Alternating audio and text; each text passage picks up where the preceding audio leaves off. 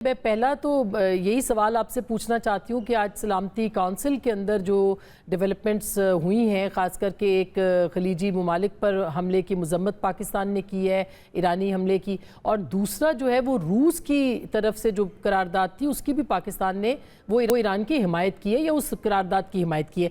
तो आप कैसे देखते हैं, पाकिस्तान गैर जानिबदार है अब तक इस मसले में, इस मामले में, इस तनाज़े के अंदर, और कब तक रह सकता है? जी बिल्कुल है और रह सकता है क्योंकि हमारा मौक़िफ़ असूली है।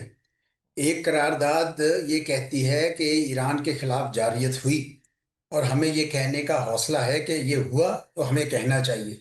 और दूसरी करारदाद ये कहती है कि ईरान की जानिब से गल्फ़ रियासतों पे जारियत हुई, ये भी हमें कहना चाहिए और हमने कहा। मैं समझता हूँ कि पाकिस्तान की सफारतकारी आजकल एक बड़े अच्छे पॉइंट से गुज़र रही है। सिर्फ़ आजकल नहीं, ये काफ़ी अरसे से मैं देख रहा हूँ कि हम्म। पाकिस्तान अब बड़ी हद तक ये प्रोएक्टिव जिसे कहते थे, एक ज़माने में हमें कहते थे हम सिर्फ रिएक्टिव फॉरेन पॉलिसी करते हैं, सिर्फ रिएक्ट करते हैं। अब माशाल्लाह हमारे पास ये इस्तिताअत आ गई है कि हम अपने असूलों की बुनियाद पर, जो अपने कौमी मफाद की हम्म। बुनियाद पर, बिल्कुल। मेरे ख्याल में ये बिल्कुल सही पाकिस्तान ने अप्रोच लिया। जी। और इसी एक करारदाद के अंदर सर एक जुमला ये भी है कि पाकिस्तान इन हमलों से महफूज नहीं है, इसलिए वो करारदाद की हिमायत करता है। तो क्यों पाकिस्तान ने महसूस किया कि वो इन हमलों से गैर महफूज हो सकता है?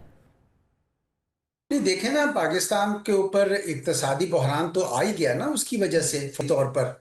और इस वक्त जिस तरह की हम ऑस्टेरिटी मेजर्स कर रहे हैं, या आगे भी हमें ख़तरा है कि मुमकिन है हमें तेल ना मिले, वो। और दूसरा ये कि अगर जंग के शोले फैल जाएं, जो मैं नहीं देखता कि वो इस खित्ते से बाहर जाएंगे, मैं उस पर नहीं रखता यकीन। मेरा ख्याल है कि खित्ते में ही रहेंगे। हम्म। लेकिन बहरहाल अगर आपके दोस्त जो हैं वो उसमें हों, हम्म। मुश्किल में हों, तो पाकिस्तान चाहता है कि वहाँ पे अमन आए। और मेरा ख्याल है सऊदी अरब, जिसके साथ हमारा खसूसी रिश्ता है, ताल्लुक है, स्ट्रेटेजिक म्यूचुअल डिफेंस एग्रीमेंट के हवाले से भी बढ़ गया है इसमें, तो हम्म। उनकी तरफ से भी हमें परेशानी है। और ईरान तो हमारा हमसाया है, तो हमें परेशानी तो बनती है हमारी। हम्म। लेकिन उससे ज्यादा आगे पाकिस्तान तो जंग में मुलव्वस नहीं हो सकता ना जी। ना हम्म। पाकिस्तान की ये जंग है। और आप कैसे देखते हैं कि जो प्राइम मिनिस्टर आज गए हैं सऊदी अरब, कल उनकी बात हुई है सदर पज़ेश्कियान से, उनके जो 3 मुतालबात थे, तो आप इसको किस तरह से देखते हैं? क्या पाकिस्तान कोई अहम किरदार अदा कर सकता है इस मामले पर?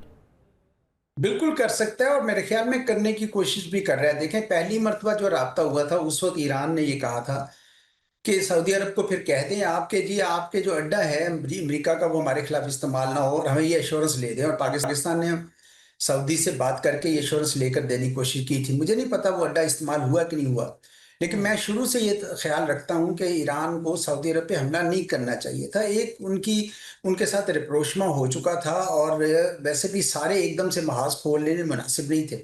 बहरहाल हम्म। पाकिस्तान ने सऊदी अरब के साथ भी बात की और ईरान के साथ भी बात की, और मैं अभी भी कर रहा है। देखिए, हम्म। कुछ लोग पूछते हैं कि जी आपका तो उनके साथ एग्रीमेंट है कि जी एक के खिलाफ जारियत होगी तो दूसरे के खिलाफ भी होगी। मेरा अपना ख्याल ये है कि जारियत का मतलब ये नहीं होता कि आप भी जाके जंग में कूद जाएं और दायरा एकदम से इतना ज्यादा बढ़ा दें। दोस्त वही करते हैं जो पाकिस्तान कर रहा है, बीच मीन्स के दोनों के दरमियान जितनी तलखी कम हो सके, जितनी ये जंग के असरात कम हो सके, अमन हो सके, वो बेहतर होगा। मेरे ख्याल में पाकिस्तान वो किरदार अदा कर रहा है और करना भी चाहिए वो।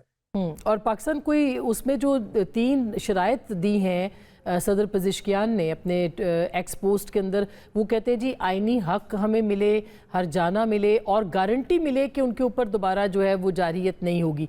तो ये गारंटी कौन दे सकता है? क्या पाकिस्तान दे सकता है? क्या सऊदी अरब दे सकता है? और ये जो मुज़ाकरात हो रहे हैं प्राइम मिनिस्टर के जो वहाँ पे गए हैं, क्या ये एक नुक्ता हो सकता है एजेंडे का?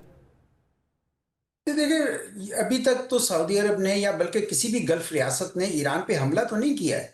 हम्म। हमला तो सिर्फ इसराइल ने किया है और अमेरिका ने किया है। हम्म। उन्होंने तो कोई हमला नहीं किया, तो क्या इधर से क्या और इंश्योरेंस हो सकती है? हाँ, ये हो सकता है कि आप अड्डों के बारे में कह सकते हैं कि आइंदा, वो तो मेरा ख्याल है जब जंग खत्म होगी और जिस तौर भी खत्म होगी, हम्म। अरब मुल्क जो हैं ये सोचेंगे जरूर कि ये अड्डे तो हमारी सिक्योरिटी के लिए बने थे, तो ये इन्होंने तो हमें वल्नरेबल कर दिया। तो हम्म। इसलिए वो तब्दीली तो देखेंगे हम के बाद में आ जाएगी। लेकिन फिल फौर तो मेरे ख्याल में पाकिस्तान कम से कम ये तो कहने के काबिल हुआ है कि जनाब ईरान आप पे हमला तो नहीं कर रहा ना, उनके ऊपर डायरेक्टली तो नहीं कर रहा, वो कर रहा है उन अड्डों के ऊपर कर रहा है। तो इसलिए मेरे ख्याल में ये बेहतर होगा कि सऊदी अरब और बल्कि गल्फ रियासतें सारी इस जंग में ना कूदे, क्योंकि अगर वो कूद जाएंगी तो उसमें ईरान के लिए और ज्यादा आसानी हो जाएगी कि वो उनके डिसैलिनेशन प्लांट्स, उनके ऑयल इंस्टॉलेशंस, उन सबको तबाह कर दे, तो वो बड़ी मुश्किल हो जाएगी सबके लिए। अच्छा, जो इनके बयान है या इनका जो ट्वीट है पज़ेश्कियान साहब का, वो ये जाहिर करता है कि अब ये बहुत पुरएतमाद नजर आ रही है।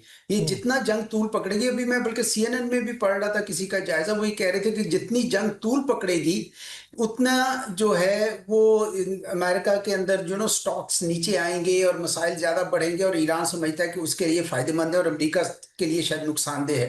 तो ईरान इस वक्त लग तो मुझे बड़ा पुरएतमाद रहा है, अगरचा अभी इसराइल और अमेरिका की तरफ से शायद और बमबारी बहुत ज्यादा हो, इनको कॉस्ट बहुत ज्यादा पे करनी पड़ेगी, लेकिन ये अभी बड़े पुरएतमाद नजर आ रहे हैं। मैंने तो शुरू से इस बात का हामी था आसमा साहिबा कि इनकी जो जून वाली स्ट्रेटजी बेहतर थी, जिसमें उन्होंने सिर्फ इसराइल पे फोकस किया था, लेकिन बहरहाल उन्होंने यही हिकमत अमली मुनासिब समझी कि हम गल्फ रियासतों और आबनाए हुर्मुज को बंद करके तो दुनिया के लिए भी कॉस्ट बढ़ा दें।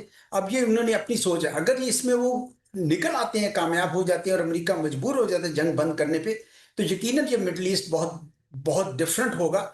उसमें सिर्फ एक इसराइल हेजमोन नहीं होगा, बल्कि अब ईरान भी एक बालादस्त कुव्वत के तौर पर उभरेगा। लेकिन वो बात की बात है, अभी तो फिलहाल हमें कोई पता नहीं कि जंग कब और कैसे रुकेगी।